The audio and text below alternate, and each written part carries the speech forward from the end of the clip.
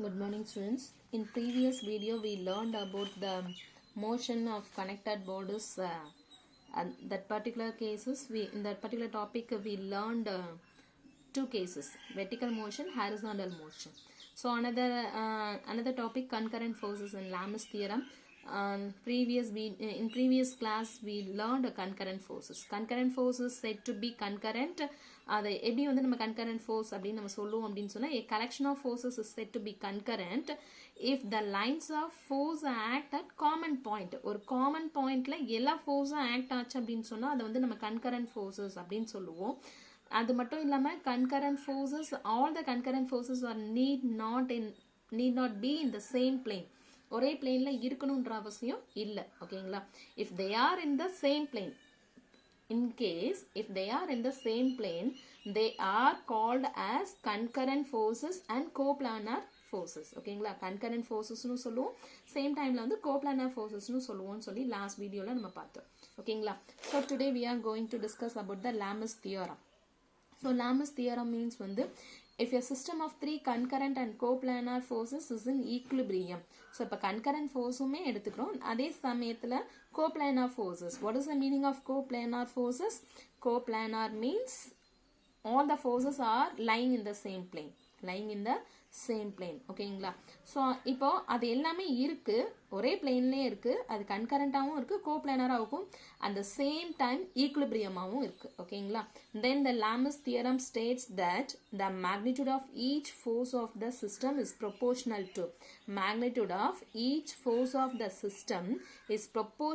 to sine of the angle between the other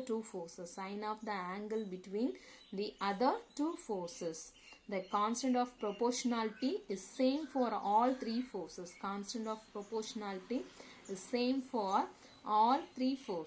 ஓகேங்களா?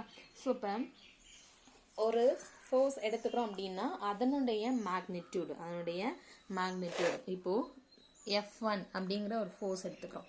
இதோடைய மேக்னிடியூடை find out பண்ணுறோம் அப்படின்னு சொன்னால், இந்த magnitude of this force F1 is equal to sine of angle of the other two forces. ரெண்டு ஃபோர்ஸ்க்கும் நடுவில் இருக்கக்கூடிய ஆங்கிளுக்கு சைன் எடுத்து அது வந்து எதுக்கு ஈக்குவலாக இருக்கும்னா F1 உடைய மேக்னிடியூடுக்கு ஈக்குவலாக இருக்கும். அப்போ F2க்கு எப்படி இருக்கும்? F2 வந்து சைன் பீட்டாக்கு, F3 வந்து எதுக்கு இருக்கும்? சைன் காமாக்கு. ஓகே, ஸோ இதுதான் நமக்கு Lam's theorem. so Lam's theorem means the magnitude of each force. அதாவது எல்லா ஃபோர்ஸும் இருக்கணும், அதுவும் அந்த ஃபோர்ஸஸ் எப்படி இருக்கணும் அப்படின்னு சொன்னா, if a system of three forces, only three forces use பண்ணுவோம். so three forces are concurrent and coplanar forces is in equilibrium இருந்துச்சுன்னா அப்போ வந்து Lam's theorem நம்மளால யூஸ் பண்ண முடியும். so Lam's theorem states that the magnitude of each force of the system is proportional to sine of the angle between the other two forces. okay, the constant of proportionality, அதனுடைய proportionality இது சொல்றோம் இல்லையா, equal சொல்றோம் இல்லையா, இப்போ இந்த proportionality சிம்பிளுக்கு நம்ம ஒரு கான்ஸ்டன்ட் ஆட் பண்ணியிருக்கோம் அப்படின்னு சொன்னா that particular constant is same for all other three forces. மற்ற த்ரீ ஃபோர்ஸஸ்க்கும் அந்த ப்ரொபோர்ஷனாலிட்டி கான்ஸ்டன்ட் வந்து சேமாக இருக்கும். ஓகேவா?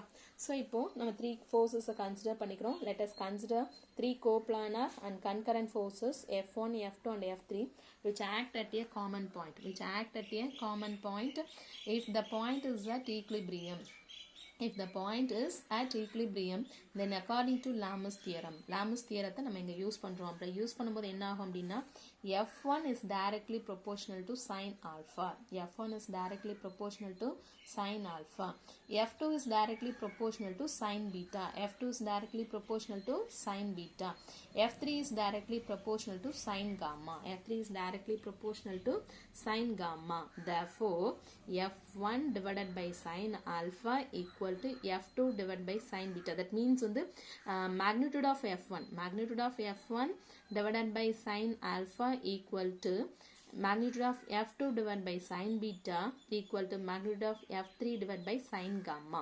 so Lam's theorem is used to analyze the forces acting on the object which are in static equilibrium, which are in static equilibrium. So Lamus theorத்தை பொறுத்த வரைக்கும் என்ன பண்ணலாம் அப்படின்னு சொன்னா ஃபோர்ஸ் வந்து ஒரு ஆப்ஜெக்ட் மேல ஆக்ட் ஆகுதா இல்லையா அப்படிங்கறத அனலைஸ் பண்றதுக்கும் at the same time which are ஸ்டாட்டிக்கா இருக்கா ஸ்டாட்டிக் ஈக்லிபிரியமா இருக்கா அப்படிங்கறத ஃபைண்ட் அவுட் பண்றதுக்காக யூஸ் பண்ணிக்கலாம். ஓகேங்களா? ரைட், இது பேஸ் பண்ண ப்ராப்ளம். நெக்ஸ்ட் நம்ம பார்க்கறது இது பேஸ் பண்ண ப்ராப்ளம். ஸோ என்ன ப்ராப்ளம் அப்படின்னு பார்த்தீங்கன்னா a baby is playing in a swing which is hanging with the help of two identical chains is at rest. Okay, identify the forces acting on the baby. For apply Lamus theorem and find out the tension acting on the chain. ஒரு baby வந்துட்டு ஒரு ஸ்விங்கில் என்ன பண்ணிட்டு இருக்காங்க அப்படின்னு சொன்னால் play பண்ணிட்டு இருக்காங்க. ஸோ தட் மீன்ஸ் ஊஞ்சலில் விளையாண்டுட்டு இருக்காங்க. அப்படி ஊஞ்சலில் விளையாடும் பொழுது which is hanging with the help of two identical chains, ரெண்டு செயின்ஸ் வச்சு அதை ஹேங் பண்ணியிருக்காங்க. அட் ரெஸ்ட்ல இருக்கு, அட் ப்ரெசன்ட் வந்து அது ரெஸ்ட்ல இருக்கு. And identify the forces acting on the baby. அந்த பேபி மேலே என்னென்ன ஃபோர்ஸஸ் ஆக்ட் ஆகிட்டு இருக்கு அப்படிங்கிறத ஃபர்ஸ்ட் ஐடென்டிஃபை பண்ணுங்க. Next apply Lami's theorem, Lami's தியரத்தை அப்ளை பண்ணுங்க. And find out the tension acting on the chain. ஃபைனலாக டென்ஷன் என்ன இருக்கு அப்படிங்கிறத ஃபைண்ட் அவுட் பண்ண போகிறோம். Okay, right.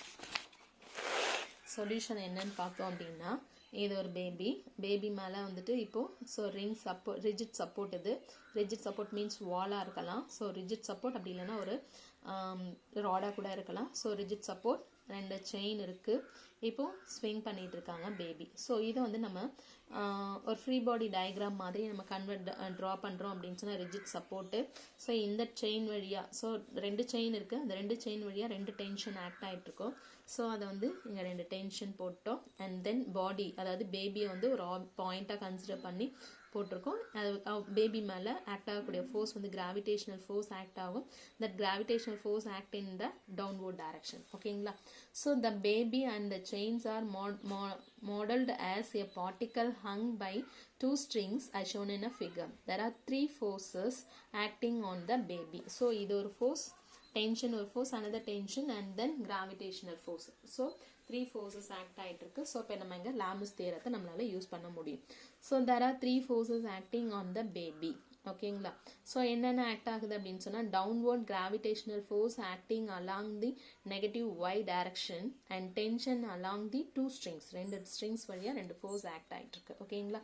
These three forces are coplanar as well as the concurrent forces. மூணுமே கோப்ளானாராகவும் இருக்குது, அதே சமயத்தில் கன்கரண்ட் ஃபோர்ஸஸாகவும் இருக்குது. ஸோ நம்ம XY ஆக்சிஸ் இந்த மாதிரி எடுத்துக்கிறோம். ரைட், இப்போது கிராவிடேஷனல் ஃபோர்ஸ் mg வந்து ஆக்ட் ஆகிட்டுருக்கு. எந்த டைரக்ஷன் ஆக்ட் ஆகிருக்கு அப்படின்னு சொன்னால் நெகட்டிவ் ஒய் ஆக்சிஸில் ஆக்ட் ஆகிருக்கு. ஓகே, இந்த டென்ஷன் ஃபோர்ஸ் எடுத்துக்கிட்டோம் அப்படின்னு சொன்னால் tension force is not act in the along x and y. So எக்ஸ்லேயும் இல்லை ஒய்லேயும் இல்லை. ஸோ அப்போ என்ன பண்ணுவோம் அப்படின்னு சொன்னால் டென்ஷன் ஃபோர்ஸை வந்து நம்ம டூ கைண்ட்ஸ் ஆஃப் ஃபோர்ஸஸ், அதாவது கன்வெர்டட் இன்டு டூ ஃபோர்ஸஸ். ஒன்று வந்து பெர்பெண்டிகுலராகவும் இன்னொன்று பேரலல் ஃபோர்ஸஸாகவும் நம்ம கன்வெர்ட் பண்ணுவோம். இது நம்ம ஏற்கனவே நிறைய தடவை பார்த்துருக்கோம். ஓகேங்களா?